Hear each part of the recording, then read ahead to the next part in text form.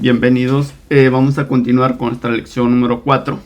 Vamos a entender un poco qué son los patrones de diseño, qué es un patrón de arquitectura.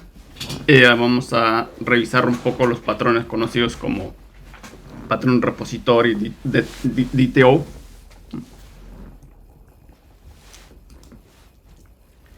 Bien, entonces, ¿qué son los patrones de diseño?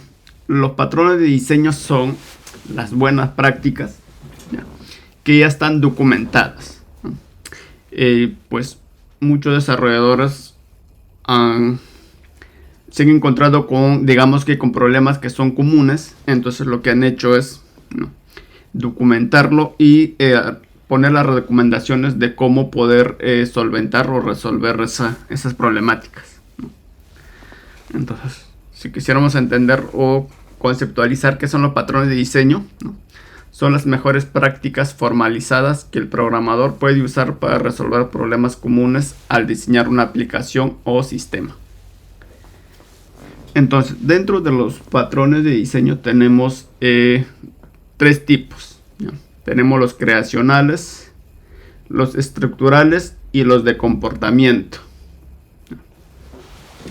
Los estructurales básicamente nos proporcionan un mecanismo de creación de objetos que nos van a permitir o nos van a dar la flexibilidad y la reutilización de código existente. El patrón creacional más conocido es el patrón Singleton. ¿Cómo funciona el patrón Singleton?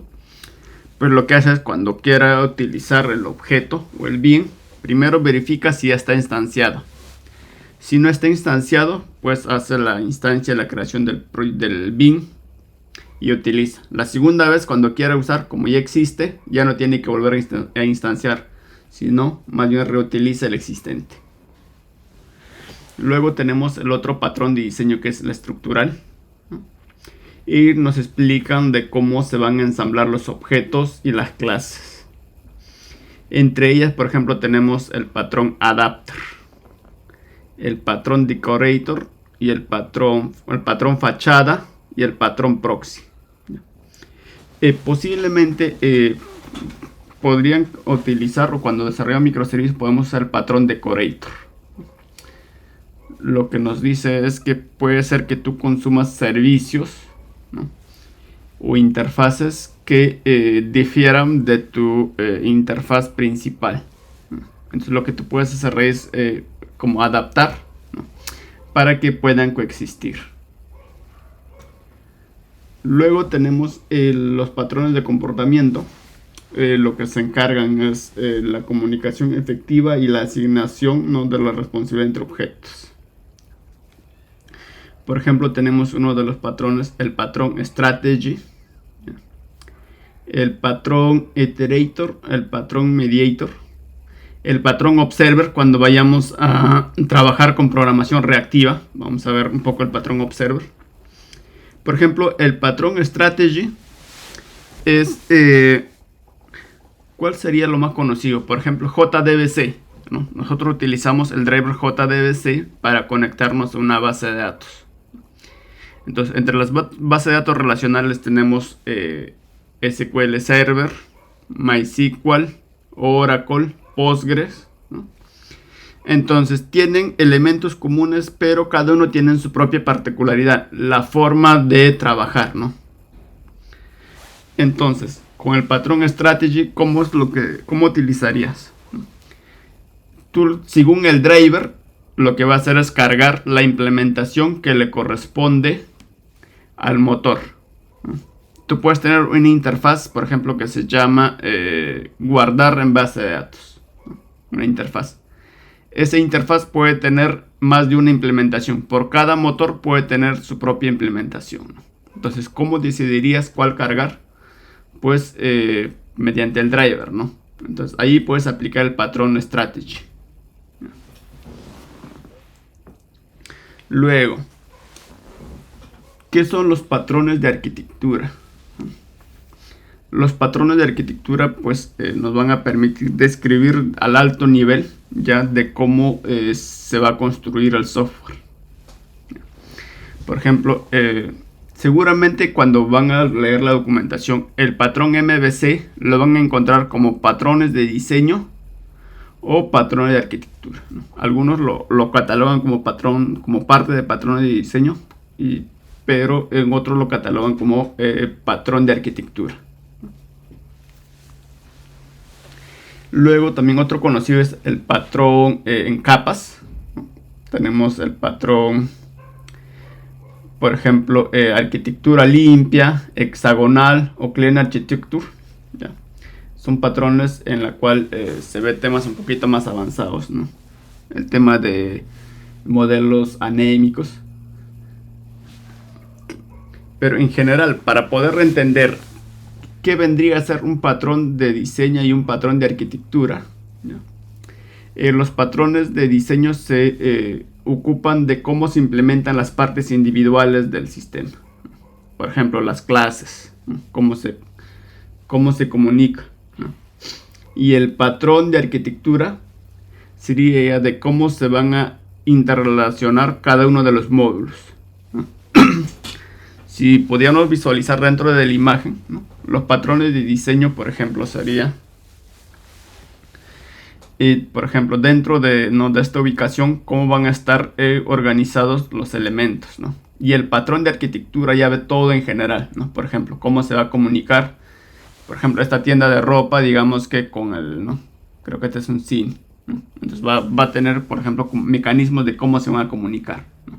Entonces, el patrón de arquitectura básicamente se ocuparía, ¿no?, de manera macro, digamos, y el patrón de diseño de manera micro, ¿no? Lo que nos dice acá el concepto es que el patrón de diseño se aplica a nivel de clases y métodos, ¿no? Se ocupan de problemas a pequeña escala, como la creación de objetos, la organización o la gestión de relaciones entre objetos.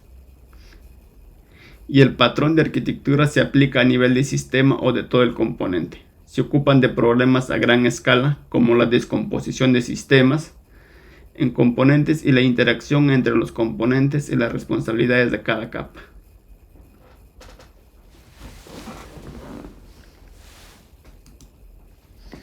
Bien, el patrón repositorio. Este patrón se utiliza para la persistencia de datos. Lo que nos va a ofrecer este patrón es una serie de métodos en la cual nosotros podemos abstraer. Vamos a tener una interfaz en la cual está definido el método y su implementación pues puede variar, ¿no?, de acuerdo, por ejemplo, al motor de base de datos. Lo que nos dice es que el patrón repositorio es una abstracción sobre el almacenamiento persistente. Las implementaciones de repositorios son clases que encapsulan la lógica necesaria para acceder a las fuentes de datos. Lo que van a hacer es proporcionarnos métodos comunes, pero la forma de la implementación ya lo van a encapsular. Entonces, al final las otras capas, ¿no?, digamos que no les interesa tanto saber internamente cómo es que resuelven esa persistencia, ¿no? Lo que a ellos les interesa es, ok, este método, ¿qué realiza? Y para realizar ese trabajo, ¿qué necesita? Ok, necesita estos parámetros y me va a devolver este resultado.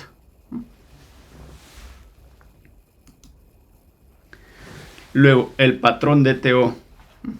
Este patrón se suele utilizar ya para presentar la información, ¿no?, de acuerdo pues a ciertas necesidades del negocio, ¿no? Podemos de repente mostrar acá tenemos, por ejemplo, dos tablas, ¿no?, clientes y sus direcciones. Pero yo a nivel de vista del formulario quizás necesito un solo objeto que me pueda traer no todos los datos, sino algunos, y en muchos casos, por ejemplo, puede ser una información concatenada. Por ejemplo, acá dice full name, que podría tomar de la tabla customer y vendría a ser la unión entre first name y last name.